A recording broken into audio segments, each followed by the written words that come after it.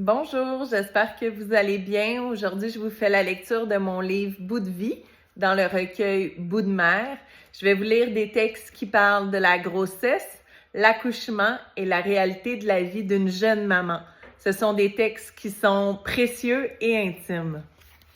Je vous partage le tout aujourd'hui. Mon premier texte, vendredi 13.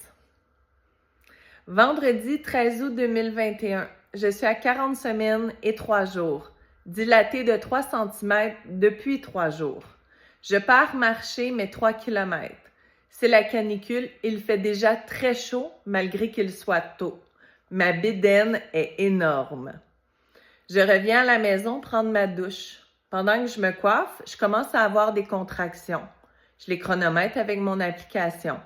C'est régulier depuis 30 minutes. J'écris donc à David pour qu'il se prépare. 5 minutes plus tard, il est déjà rentré du travail. Il est un peu nerveux et moi, un peu trop motivée. Je gère, je trouve ça facile. Après 1 heure de contraction régulière, nous nous rendons à l'hôpital. L'infirmière m'examine. Je suis toujours à 3 cm. Elle me demande de retourner marcher à l'extérieur. Après 30 minutes supplémentaires sous la chaleur, je rentre à l'intérieur faire du ballon. Après 15 minutes de ballon, je commence à pleurer sans comprendre pourquoi. Au moment où l'infirmière me demande de me coucher pour m'examiner à nouveau, je perds mes os. On se dirige vers la salle d'accouchement. Les contractions ont commencé. Les vraies. Oh, c'est moins facile, je ne gère plus. En 1 heure, je suis passée de 3 cm à 10 cm. Go filles, on pousse! Le prochain texte que je vais vous lire s'intitule « Trauma, danger, nécessité ». Lors de l'expulsion, il peut arriver que les épaules du bébé restent bloquées dans le bassin de la maman alors que sa tête est déjà sortie. Il n'est plus possible de retourner en arrière et de faire une césarienne. Complication rare et grave de l'accouchement. La dystocie est une urgence vitale nécessitant une manœuvre obstétricale. Il faut agir dans la minute suivante pour faire sortir au plus vite le bébé qui risque l'asphyxie et la mort. L'expression abdominale consiste à appuyer violemment sur l'utérus de la maman pour dégager le bébé très rapidement. Ce geste pourrait avoir des conséquences dramatiques et extrêmement dangereuses. C'est ce qui nous est arrivé. Après que j'ai poussé pendant 3 heures et demie, la tête est finalement sortie. Dali avait le cordon ombilical pris autour du cou. La médecin n'arrivait pas à la dégager. La minute de délai s'est écoulée. La médecin est montée sur la table, m'a regardée et a crié « Audrey, maintenant tu pousses !» Elle a ensuite, à 2 mains, sauté sur mon ventre. C'était maintenant nécessaire. Elle a sorti le bébé, coupé le cordon et s'est éloignée pour procéder à la réanimation. Traumatisant, dangereux, mais nécessaire.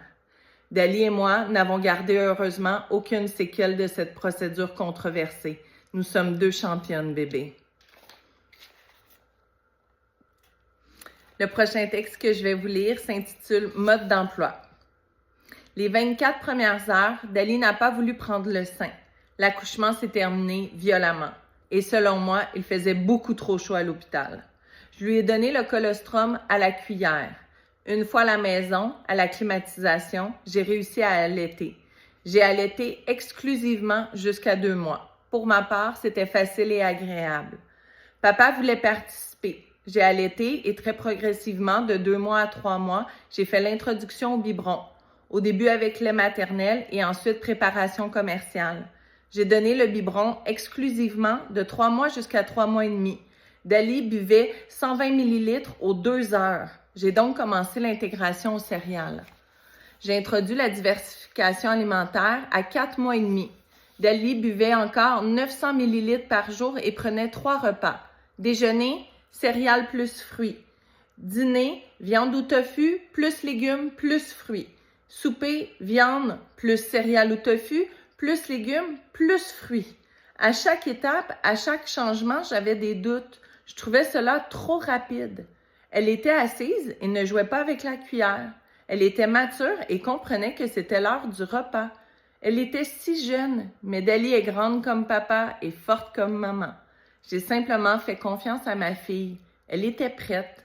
Chacun son rythme, même si le livre indique qu'il faut commencer à 6 mois. Le texte que je vais vous lire, les choses qu'on ne m'avait pas dites. Il n'y a pas d'air conditionné à la maternité de Granby. Cela peut créer un choc post-traumatique en pleine canicule. Population de Granby, évitez d'accoucher en été. Les femmes poussent en moyenne 30 minutes. J'ai poussé pendant 3 heures et 30 minutes. Il faut parfois sauter à 2 mains sur le ventre d'une femme pour tenter d'en faire sortir un bébé qui est pris au niveau des épaules. Les hémorroïdes sont parfois pires que les déchirures. Après 100 $ dépensés à la pharmacie, tout est heureusement rentré dans l'ordre.